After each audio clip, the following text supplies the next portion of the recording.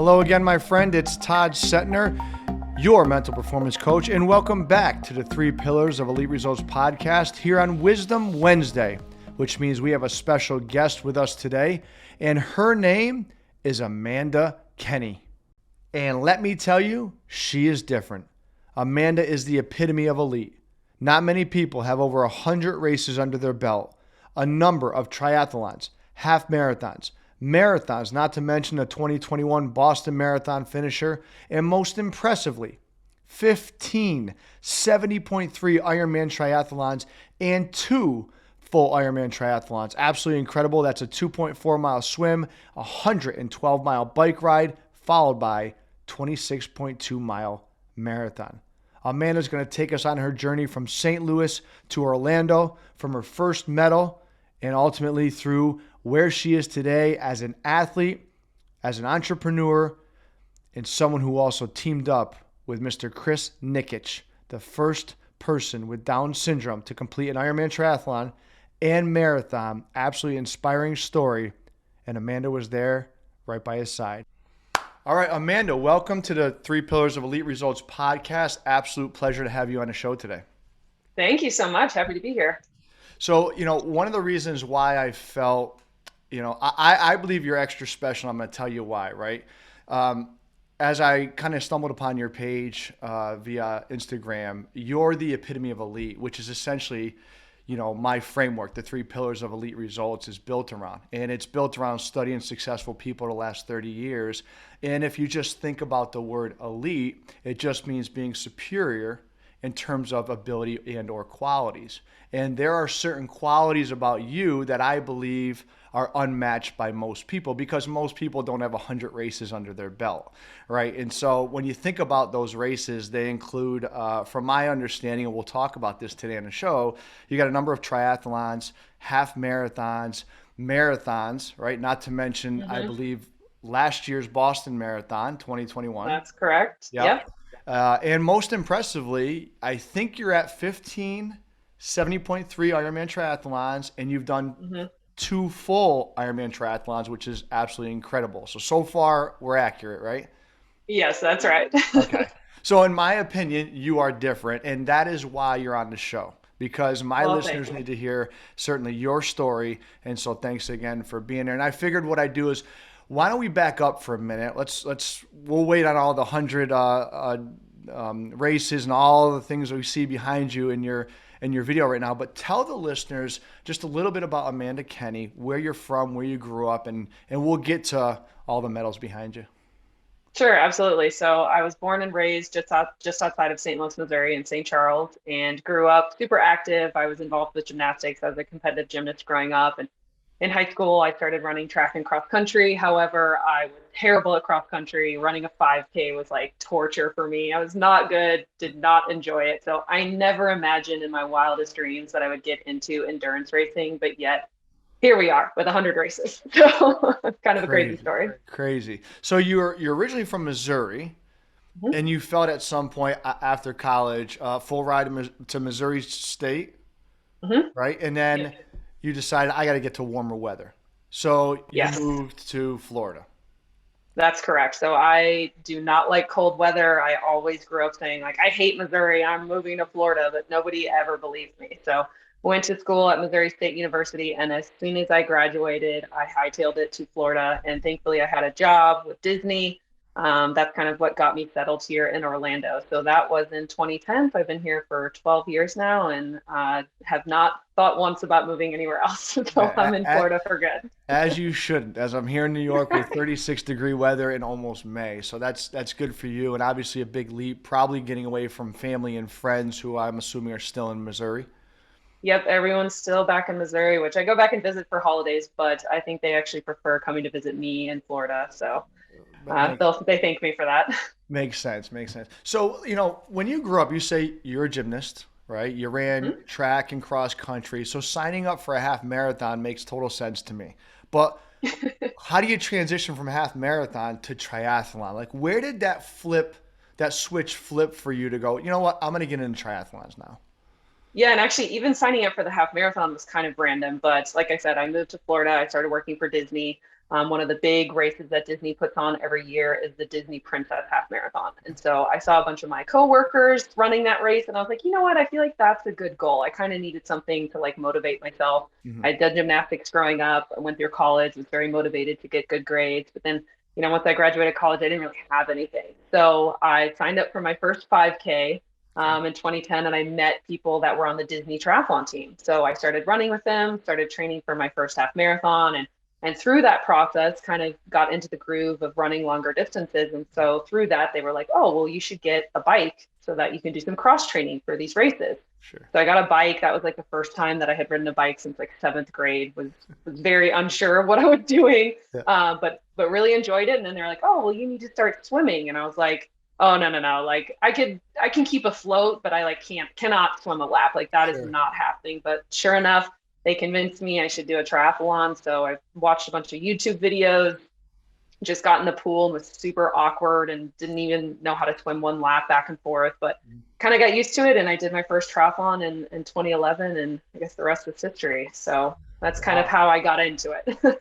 Well, for someone that's going through it, as you and I talked offline, I understand how swimming properly is so difficult. So to teach yourself is absolutely incredible. What was the first triathlon you actually did? What was that experience like going through it? Yeah, looking back, it was very messy. I did not know what I was doing. I did not have the proper equipment. I did the best that I could, but I just got out there. I was backstroking honestly during the swim. So it was very messy, but I got through it, and obviously I got hooked because, I've just done so many races since then. So Right. it's just a matter, you got to sign up, you got to go do your first one. It might not be good, you might not do well, Yeah. but get it under your belt, and you can move on from there. For the listeners that, and I have a bunch of clients that also listen to the podcast that are getting into triathlons, do you recall what race was the first one you were in? Was that a good race for you? Was it too difficult for you? Which one was that? So it was a local sprint triathlon. I think it was the Okay. Moss Park Tri. So I would definitely say start with a sprint. Yeah. It's usually a quarter-mile swim, a 10 or 12-mile bike, and then a 5K run. So Okay. most people can finish that under 2 hours. So it's a good starting place. It's kind of like starting off with like a 5K if you're getting into running. Right. So definitely start with one of the shorter distances. Don't try and overdo it, and you can always build up from there and start doing longer distances. Great. Now you're making me nervous because I'm stepping right into a 70.3. I think you'll be okay. Yeah. So you get a triathlon under your belt in 2011. How do you go Mhm. from 1 to 100? Like that has to be, there's a passion there now. It's not just a hobby. Absolutely. I think I'm very socially motivated, honestly. So getting myself with a group of people that were also training is definitely very motivating. So, they sign up for a race. I'm like, oh, that sounds fun. Like, I don't want to miss out on that. So I'll sign up for that. I think also living in Central Florida has been really nice. We can race year round. Sure. So there are races literally all the time, local ones. I've also traveled to go to some different races and stuff. But I think just like really enjoying it. I mean, that's my passion. So why not do as many as I can? Hmm. For people that know me, I'm one of those guys that kind of reach out to people that I think are doing things better than I do, and that's how you and I got connected, as you know, and you so graciously responded, and I appreciate that because I know, A, you're busy, and B, a lot of people reach out. When you think about Ironman triathlons, and I just say Ironman, I know it's the brand, but it's what I'm going to be doing this year. They are arguably the toughest triathlons in the world, right? They're grueling for some Yes. people. Yeah, some people can take 13 to 17 hours is the cutoff. hmm And the training's even harder. But what I Yes. noticed about you is when I look at your Instagram page, you always have a smile on your face. So is that something that is that a strategy? Is that taught, or is that just in your personality? I think a little of all three of those things. I mean, I'm enjoying what I'm doing. Obviously, sometimes I don't. Like, don't get me wrong. I'm not always happy to go and do these, long training sessions. It's not always pretty. Sure. But I think that we have to remember that we are lucky that we're able to do these things. I'm very blessed to have a body that will allow me to pursue my passion, which is training for triathlons. So, I mean, I think that's always in the back of my head that I get to do this training. I don't have to do this. Nobody's forcing me, but Mhm. I get to do this. So having like a grateful mindset, I think is, kind of what helps me keep things into perspective and really just be happy that I have the opportunity to go out there and swim and bike and run and do all these Mm. races. I couldn't agree more. And I love the I get to versus I have to mentality. Mhm. with what I talk about and teach in my framework, which is the three pillars, one of them is mindset. And it kind of leads me right into the next question, which is, what is this strategy that you use when you're not feeling like the Amanda that wants to smile, has the energy, feeling good, the sun's out? What is the strategy that you go to when you're just like, it's 5:30 in the morning. Yes, I know there's people waiting for me at the lake, but it's dark, it's cold, and I know that water is going to be difficult. What do you do? Right. Yes. That honestly happens all the time. But I think a big piece of that is surrounding yourself with people that are going to hold you accountable. So I know my friends are waiting at that lake. I know my coach is at that lake. So they're going to hold me accountable. And that gives me a guilt factor where I can't just like ignore my alarm and stay in bed. Yeah. So I think having people that are going to hold you accountable, having a race that you've signed up for, like signing up for something, putting your money down and committing to actually doing that race is enough motivation for me to actually stick to my training plan, because I know that date is coming, whether I'm prepared or not. I just have to get up and do it. So I will say one thing is, even if you don't want to get out of bed and it's really warm and comfy and you don't want to get out, you will always feel better after you do that workout. So that's a big thing too, that I remember, like, it's going to suck right now and it's going to suck getting into this cold water or starting this run or doing whatever. But at the end of it, you're going to feel better about yourself and you're going to be glad that you did it. Yeah, I agree. Nobody's ever got done with a workout and said, man, I wish I didn't do that, right? Exactly. Yeah, you always feel good. So I love what I heard. First of all, get an accountability partner or team. You said it many times in our conversations. You're a very social person, and that drives you to get there and not let other people down. Absolutely. Yeah, and I think one of the things I need to do better with is I'm training alone all the time, and sometimes those days get really difficult, especially in the Northeast. Yeah. So getting a team is certainly helpful. So that's great advice. Mm-hmm. Speaking of team, I feel like I have to talk about him because A, he's a friend, and B, his story has been so inspiring. And the person I'm talking about is Chris Nikic. You don't have to be in the triathlon community to know who he is. Obviously, when he did his first full Ironman as the first individual with Down syndrome that completed a full Ironman, I believe it was 2 years ago now. 2020. 2020. Certainly an inspiring story. And you not only live near him, but you're also very good friends with him. And so talk to me about how that friendship started, how it came to fruition, and what Chris has meant to you in your training. Yeah, absolutely. So Chris, like you said, lives very close to me. We kind of run in the same circle because, again, the triathlon community is very close knit. So I believe I was introduced to him by some of my friends. And I remember, they said he's attempting to do his first half Ironman and actually ended up getting canceled because of COVID. So they ended up putting together kind of like a local thing where they had local athletes come out to kind of help him complete the 70.3 distance, even though it wasn't, an actual official race. So that was kind of the first time that I interacted with him.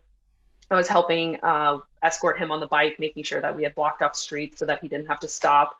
So that was our first interactions. And then from there, we kind of just synced up and started doing workouts together. And man, if you hear anything from Chris, he just has such an amazing personality. It's hard just not to be, entranced by him and just what he's doing. So he's super motivating, just really awesome to be around. And he has these really lofty goals that he's showing the world what is possible for people with disabilities, really just what is possible for anyone who's willing to work on getting 1% better every day. So he's just super inspiring, and I'm really happy that I was able to connect with him. We were able to run the Boston Marathon together last year. Yep. And so he's doing amazing things, and I cannot wait to see what else he accomplishes in his life.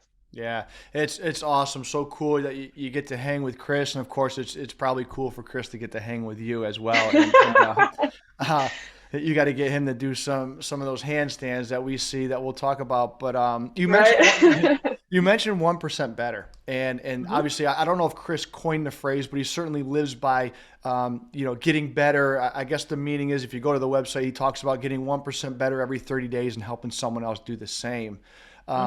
In your tri group that Chris is involved with, is that something you guys talk about on a day-to-day, especially during those tough days? Do you talk about, let's get 1% better today? Let's follow Chris's lead and his passion.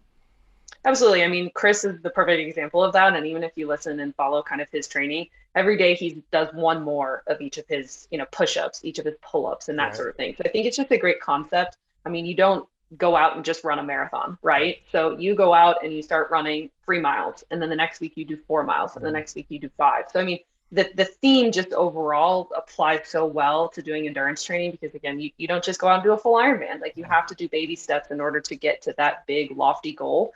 So I think that concept just applies to so many things, whether it's in sports, whether it's in your life, doing anything. So yeah, that definitely is in our thought process and in our training. Yeah, for sure. I just learned about Chris when he did the full Ironman. That's when it kind of hit my plate. But when it comes to 1% better, I actually created wristbands for my clients in team, and it has 1% on one side, a separate motto on the I other love side. it. Yeah, and what I use the 1% for is to utilize 1% of your day to get 1% better. And the 1% of your day is essentially there's 24 hours in a day, and 1% is 14 minutes and 24 seconds. So if you just Wow. round up, you think about, let's get better every single day and utilize 15 minutes a day, because most people, they don't know where to start when they have lofty goals. They're just so Sure. overwhelmed. But if you can start with 15 minutes a day and not allow the start that stops most people hit your plate, right? And so Hmm. that 1% is so powerful. And when you think about the word one, let me ask you this question.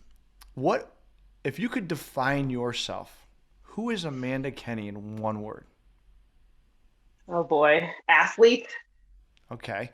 So talk to me about why you would choose that out of anything you can choose, besides all the medals I see behind you, but why would you choose that?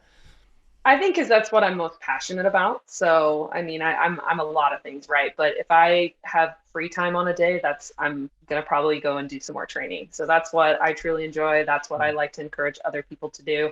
It's had such a huge impact on my life. So yeah, I would say that's probably the best word to describe me. No, that's fantastic. All right, I'm going to tweak it for a minute. I'm going to ask a similar question in a different way. If you Hmm. want someone to perceive you in a certain manner for the next 3 months, something I work with my clients is I say, what is your one word brand for the next 3 months that you want to really focus on? For me, just to kind of give you some shed some light, is presence. I have two young daughters, and sometimes I'm holding my cell phone while I'm holding my daughter, and that's not being where your feet are, right? So Sure. I'm working on being present when I'm with somebody. So if I were to ask you, what's something you're working on for the next 3 months that you're trying to develop, you want to get better at, what would that be? I would say just being driven. So whether it's driven to be better at work, to be Mhm. a better daughter, to be a better friend, to be a better athlete. Yeah. So I think that, having drive to accomplish whatever your goals might be is just super important. Yeah, for sure. When you think about that, you mentioned, daughter, friend. If there was a source of information or of inspiration for you, an influencer, who's the Hmm. biggest person that influenced your life and who you are today? Oh, probably my parents. Can I pick two? My mom Sure. and my Yeah. dad, because they're Yeah. Yeah. probably Yeah. both equal. Yeah, I mean, they raised me to, just have good morals and be a good person, and just to be super motivated and reach for those super lofty goals. So Mhm. whether it was putting me in gymnastics and just driving me and taking me to all those competitions and stuff, and really just, encouraging me to chase my dreams. Like, it was crazy that I, picked up everything, moved to Florida where I knew no one, but they Yeah. encouraged me because they knew that that's something that I wanted to do. So Yeah.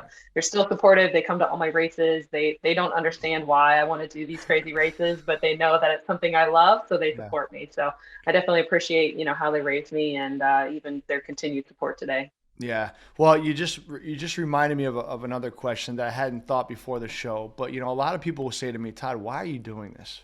Like, why Right? right? Why would you go swim 2.1 miles, bike 112, and then run a marathon? And I don't have a good answer other than the fact that I'm trying to test my limits.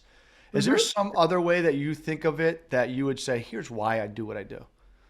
Yeah, that's a really good question. I think it can be answered in a variety of ways, but I think just overall I enjoy it. I enjoy the process of training and Mm, like going towards that goal and seeing the progress and seeing, the transformation that it takes. And also, like, because most of my friends are triathletes and marathoners, I enjoy hanging out with them, right? So I enjoy the process of the training. I enjoy race day. It's always exciting. It's always, amazing crossing that finish line. And then obviously there's a ton of effects of like exercising all the time, right? So I just feel better about myself. I'm in shape. I'm healthy, mhm. that sort of thing. So I think there's like all of those things combined is what drives me to just keep training and Mm, doing all these races.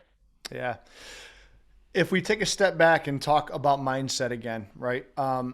Has there ever been a point since your first triathlon back in 2011, you're going on 11 years now, where you were injured or you were hurt, but your Mhm. mind was telling you, no, I can keep going, or I have a race coming up. Like, what did that look like where you had that setback? Were you able to kind of take your foot off the pedal, or did pushing forward hurt it even worse? Like, what does that look like when you think about that? Yeah, I think my biggest setback as far as physically was I had knee surgery almost a year after my first full Ironman. So that took me out of the game for like 8 weeks. I couldn't do anything. Mm, But I think I used that as motivation to just remember like why I started in the first place, because honestly, I really missed it. So like having those setbacks, it's going to happen. You're going to have to take time off to, nurse some injuries and stuff like that. But I think it really reinforced how much I enjoyed it and how thankful I was that I was able to do those types of things. mm-hmm. So I think just using that as motivation and just obviously listening to your doctors and not pushing yourself like before you're ready to get back. But I was super motivated that day that my doctor said I could like start training again. Like I Yeah. was so excited and just like, just so stoked that I was able to do it. So it's going to happen, but Yeah. definitely try and take away that, your passion is still there and hopefully it reignites you to just pursue it even further afterwards. Yeah, agreed. Agreed. I'm going to transition for a minute. I want you to think about this. If you had the opportunity to sit across the table with three people, alive or maybe not alive, right? Uh-huh. Maybe not here with us anymore. What three people would you choose, and tell us why you chose those people? Sure. I would say first, Jesus. I'm a Christian, so obviously, meeting our Lord and Savior would be amazing. Yeah.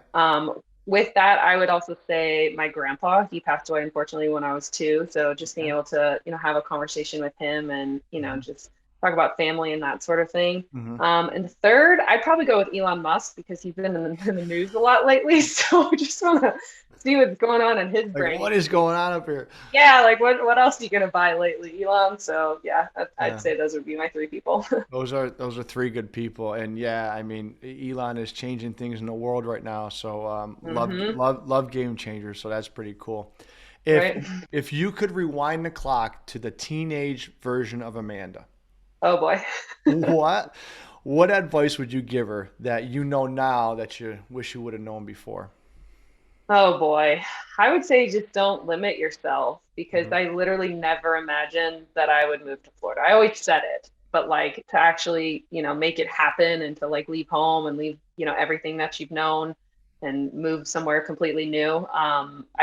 I had no idea that that was possible. I had no idea what an Ironman was. So there's no way I could have envisioned that I would be doing Ironman triathlons. Sure. So I think just like, just having confidence that God has a plan and that, there are things like bigger and greater than you can ever imagine that you're going to do in life. Yeah. So don't sweat the small stuff. Don't worry about what's happening in middle school or high school. Like your life will get better and there Yeah. will be amazing things that are coming for you. Agreed. No, that's great advice to everybody. As I look behind you, is there a favorite medal that just is near and dear to your heart that you always go back to and say, this was a good one? Yeah, I'd say my first full Ironman, so Ironman Florida. I think that was just a huge, lofty goal. I even said at one point, I will never do a full Ironman because I had done quite a few halves, and I was like, no, I'm good with the half. That's enough training. Who wants Yeah. to run a marathon after they do 112 miles on the bike? Like, I was a triathlete that at that point had done plenty of races, and I was like, I'm never doing that. But sure enough, I got peer pressured by my friends. They're like, no, we're all going to sign up for this race. You should do it. So I think that was almost like a way to prove to myself, like, don't limit yourself. Like, you Right. can do whatever you set your mind to. Like, you can do this and that. Like, I cried as soon as I crossed the finish line. It was so meaningful. So I definitely say my first full Ironman, but also let's put at a close second my Boston Marathon medal with Chris, All right. because that was just such a special race. Like being able to guide him and running side by side with him 26.2 miles, and Mhm. he was the first person with Down syndrome to do the Boston Marathon. So that was super special being able to experience that with him. And again, just breaking barriers for people with disabilities and just proving to the world that, Mm. anything is possible. Mm. Are they in order behind you, or is it just chronological, or is it by race, marathon versus half versus full? How are they organized? So they are organized. These ones are all of my Ironman medals. In the center is mostly running medals, and then top row is going to be mostly triathlons. So Got it. they're loosely organized. I wish I could say they were in date order, but that's not Got not it. happening. So yeah. It's very clear you've been asked that question. You were so perfect on the way you pointed it behind you. Right. If we look towards 2022 here, we're early in the year. What have you done so far in 2022 from races, and what does Amanda's calendar look like as we go forward in a year? Sure. So in March, I did Ironman 70.3 Puerto Rico. So that was a super fun race just on the island in Puerto Rico. So that was great. And then recently, I have been racing as a unified partner with the Special Olympics. So Mhm. I've been guiding an athlete that has autism. And so her and I have been racing together. We've done 2 races so far, and we are continuing to train together for the USA Games, which is in June. So that's going to be almost like the nationals for Special Olympics. So we'll Sure. be doing the sprint triathlon with that. So really excited to continue racing with Adrian. She's an amazing girl, and yeah, we're going to be working together to cross that finish line. Nice. Do I hear any more full Ironmans in the wings? I mean, never say never, but Yeah. as of right now, I do not have any motivation to do another full because last year in November I did Ironman Cozumel, so that was my second full Ironman, and Yep. wow, the training for that was just a lot. So I enjoyed that process, but I think I'm good for a while on the full Ironmans. Gotcha. So for the listeners, and this is also selfishly for me, I know I have some clients that have signed up for 70.3s. Hmm.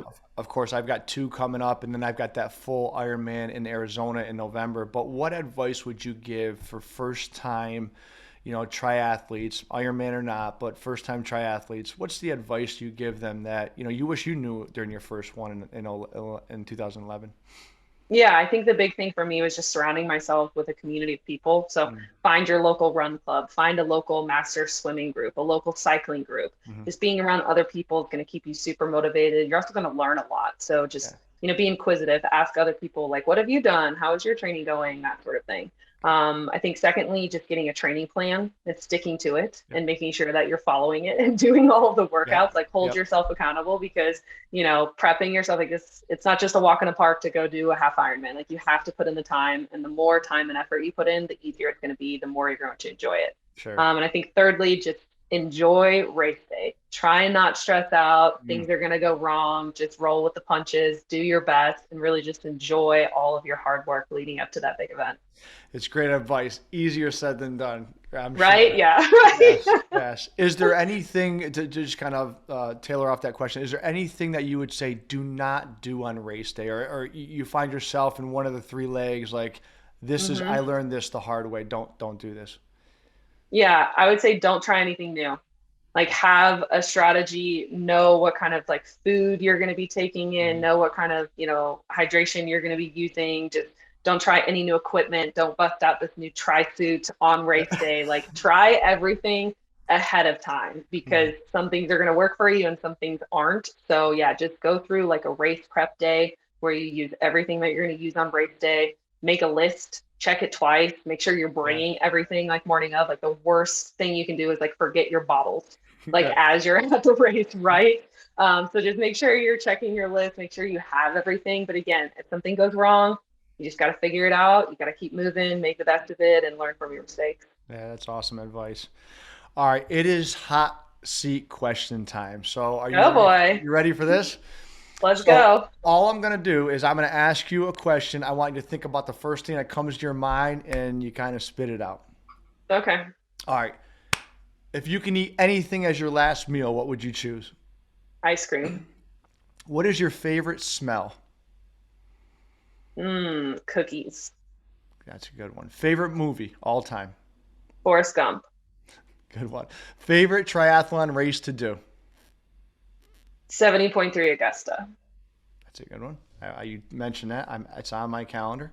Yeah. What is your favorite app on your phone right now? Probably Instagram. I'm Okay. very active on Instagram. What is the background on your phone? Oh, it is a Bible verse, which my phone's on D&D, otherwise I would read it to you. But yeah, it's a Oh, Bible verse with see, that's some beautiful colors and everything. It's inspirational. really cool. Do you change it often or is it? It's been the same one for forever. So it's God has more in store for you than you can even imagine. Awesome. Very, very cool. And speaking of that, what is your favorite quote? Sometimes people get stumped here, but what is your favorite quote of all time? Maybe that motivates you. Yeah, so actually I have this on the top tube of my bike, but it's another Bible Oh, verse. So Philippians 4:13, I can do all things through Christ who gives me strength. couldn't agree more. And what is the one song that no matter when you turn it on, it just puts you in that mood that you just start dancing and you're absolutely fired up with energy? Oh, that's a good one. I'd go with Miley Cyrus "Party in the USA." That's like my Okay. go-to karaoke song. That's a good one. That's a good one. All right, that's awesome. All right, so before we wrap it up, I appreciate your time again, but I always like to ask my guests on the show if, and I don't mean to put you on the spot, but if you have any parting questions to leave my listeners with from Amanda. Oh, what's a question for you or for the listeners? For the like just parting thoughts, like any advice, anything you want to leave our listeners for today. Yeah, I would say just don't put limitations on yourself because again, I'm the perfect example of I never thought that I would ever do a full Ironman, like Mm, ever. It was not, I didn't even know what that was growing up. I had no aspirations to be like a great cyclist or a swimmer mm, or like a marathoner. But if I am an example of anything is if you put your mind to it, you can do it. So if you want to learn how to swim, pull it up on YouTube, read a book, like anything right. that you want to do, there are resources out there for you to be able to do it. So don't put limitations on yourself. If you have a lofty goal, chase after it, make it happen, put in the work, and you're going to be super happy Mm. with yourself afterwards. Yeah, that's great. Well, as we put a bow on another fantastic podcast with our incredible guest, Amanda Kenny, it's during these challenging times, especially over the last couple of years with the pandemic, that I think we're all looking for inspiration. And I personally would recommend looking no further than you, Amanda. Looking at your page every day, your stories, it certainly inspires me to continue on my journey through the triathlon world and beyond. So I want to thank you for that, firstly. Yeah, my pleasure. And can you just let our listeners and an audience know where they can best follow you and maybe what your social media handle is? Sure, absolutely. So, like you said, I'm super active on Instagram, always posting about my workouts and that sort of thing. So, follow me on Instagram. My handle is at Amanda Kenny, Kenny, Mhm. 87, Amanda Kenny 87. And give me a follow. Give me a shout out. That's awesome. So at Amanda Kenny 87, I highly recommend you follow her because you never know what you'll see. It could be a handstand, it could be a That's colorful true. bike, it could be swimming in the dark, it could be her and Mhm. Chris dancing at a Justin Bieber concert. Yes, all of those things have You, happened on my you never Instagram. know. So I can say this in closing, you're going to find Amanda with a smile on her face, testing her limits and inspiring people like myself. So Amanda, thank you so much for your time today. Absolutely, my pleasure. Thanks for having me. Today is up to you. Take inspired action and don't count the days, make the days count.